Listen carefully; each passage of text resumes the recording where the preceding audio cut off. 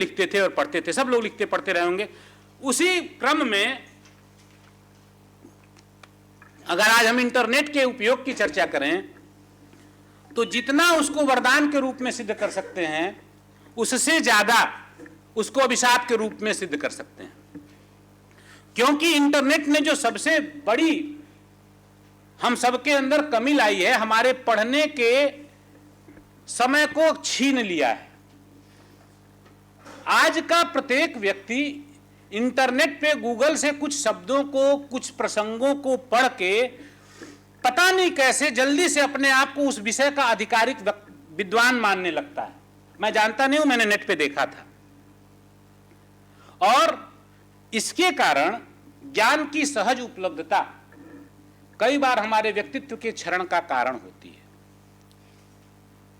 ज्ञान सहजता में मिल जाए, यह अच्छी बात है, लेकिन अगर हमने उस ज्ञान को एक प्रक्रिया के तहत नहीं पाया है तो वो उस ज्ञान को हम बड़े न्याय के तरीके से उसका प्रयोग नहीं कर पाते हैं। और इंटरनेट के द्वारा आई जानकारियां, इंटरनेट के द्वारा जो आई हुई बातें हैं, उन बातों ने वो हमारे पढ़ने की जो क्षमता खत्म की है। आजकल प्रत्येक व्यक्ति, आप पूछिए कि 4 बजे तुम आ जाओगे, वो कहेगा मेरे पास समय नहीं है, और निश्चित रूप से वो घर पे फेसबुक की रील देख रहा होगा या टिकटॉक का कोई वीडियो देख रहा होगा। इंटरनेट ने हमारे पढ़ने की क्षमता को इतना कम किया है कि हमारी मोबाइल टेबल पे रखी रहती है और 15 मिनट में अगर कोई नोटिफिकेशन या फोन नहीं आया तो झुट्टे हम देख लेते हैं कि क्यों नहीं आया, गड़बड़ाया नहीं है कुछ। एक बीमारी के रूप में, यह अभिशाप के रूप में दिखाई देता है हमारा। जैसे आज की पीढ़ी को बर्बाद करने का अगर एक श्रेय किसी को दिया जाए तो इंटरनेट को भी दे सकते हैं, लेकिन इस बर्बादी के श्रेय के बावजूद इंटरनेट ने ज्ञान की सुलभता को बहुत सहज किया है। कई बार हम लोग, जैसे इस साल पाठ्यक्रम हिंदी, हमारी यूनिवर्सिटी ऐसी यूनिवर्सिटी है कि 2 साल में हमारे विषय में 2 बार सिलेबस बदल गया और अभी किताबें आई नहीं। अब हमें बच्चों को भारतेंदु हरिश्चंद्र एमए में पढ़ाना है और उनकी जो कविता हमारे पाठ्यक्रम में है वो पाठ्यक्रम की वो कविता हमारे कसिया, कुशीनगर, गोरखपुर में कहीं मिल नहीं रही है।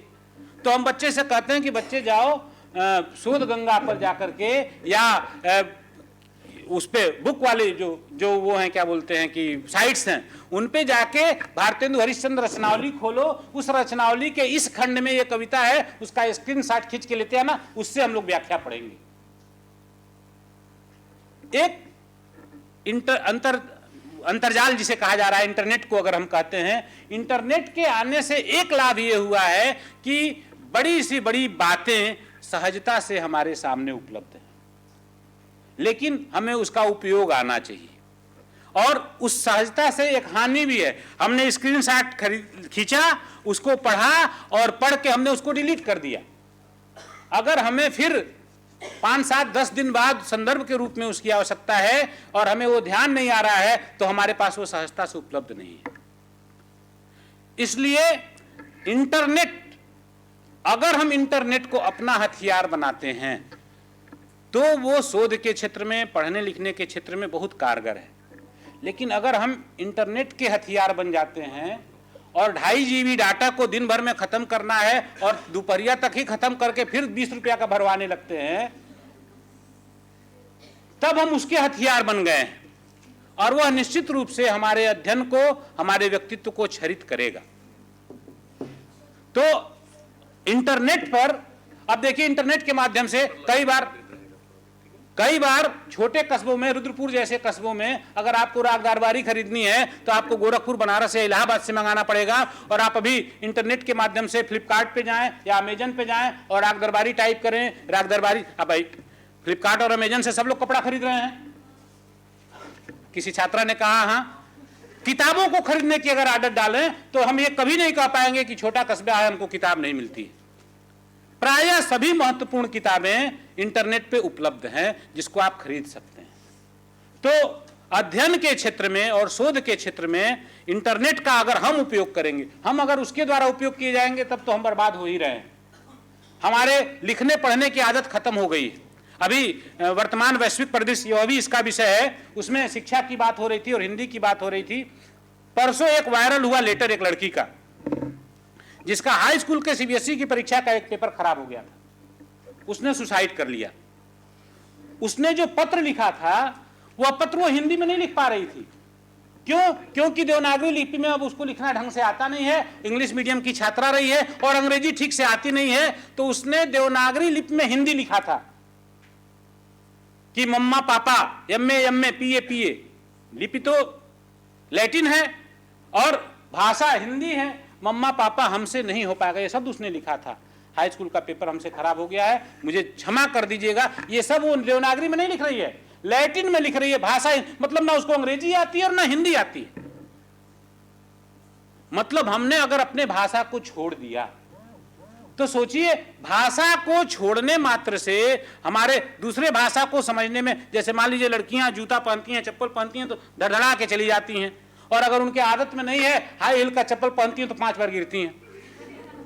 या कोई लड़का स्केटिंग करता है तो 4 बार गिरता है। क्यों गिरता है? क्योंकि उसकी प्रैक्टिस में नहीं है। तो जो भाषा हम और एकाएक प्रैक्टिस में आ नहीं सकती है, हमारे घर का माहौल भोजपुरी का है और हम अंग्रेजी मीडियम में बच्चे को पढ़ा रहे हैं, उसकी प्रैक्टिस हम घर पे दे नहीं सकते, और स्कूल में हिंदी बोलने नहीं दिया जा रहा है, तो ना वो हिंदी समझ पा रहा है ना अंग्रेजी समझ पा रहा है, और उसकी जो अभिव्यक्ति क्षमता है वो खत्म होती जा रही है।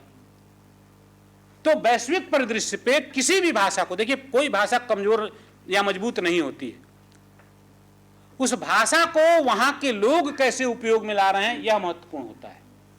और हम लोग अपने हिंदी के प्रति इतना हीनता की भाव से ग्रस्त हैं कि हमने देवनागरी लिपि के अंकों को सरकारी रूप से छोड़ दिया है। भारत सरकार ने जो मानक हिंदी बनाया है आज के 20-25 साल पहले, उसमें देवनागरी की कोई जगह नहीं है अंकों के माध्यम से। और अगर हम क्लास में पढ़ाते समय बच्चे को 1969 लिखते हैं तो कहता है कि ये ऐसे ऐसे क्या बनाए हैं और ऐसे ऐसे क्या बनाए हैं। वो 6 को और 9 को, 5 को और 4 को पढ़ नहीं पा रहा है। तो आप सोचिए, हम घनघोर हिंदी क्षेत्र में रहने वाले ठेठ देहाती लोग, अगर आज हमारे बच्चे हिंदी के अंक नहीं बोल पा रहे हैं, उनसे हम कहते हैं कि बेटा 56 रुपया दे दो सब्जी का दाम, तो कहता है 56 मैंने क्या। आप जब तक 56 नहीं कहते हो नहीं समझ पाता, और हमको गर्व होता है इस बात पे कि हमारा बेटा है हिंदी नहीं समझ रहा है। आज के समय में अगर शोध तो बड़ी चीज है, शोध माने खोजना।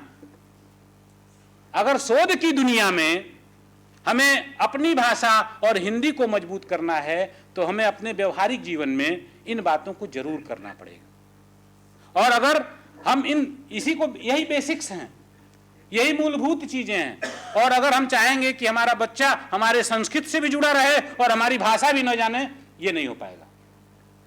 हो सकता है कि कुछ दिन तक संतोष हो कि इतना जानता है, अरे कम से कम टीका तो लगाता है, लेकिन धीरे धीरे सब छूटने वाला है। इसलिए यह स्थिति थोड़ी सी भयावह है। इस भयावह बात के साथ मैं अपनी बात को समाप्त करूंगा कि हमें अपनी भाषा और संस्कृत के प्रति और पुस्तक समीक्षा के ये जो तत्व है, इन तत्वों को अगर हम नहीं समझेंगे और अपनी दृष्टि का विस्तार नहीं करेंगे तो निश्चित रूप से हम अकादमिक जगत में अच्छा नहीं कर सकते। आप सबने बड़े धैर्य के साथ सुना। ब्रजेश भैया को, संतोष सर को आभार कि इतने प्यार से उन्होंने बुलाया और इतना मान दिया। आप सबको बहुत बहुत धन्यवाद।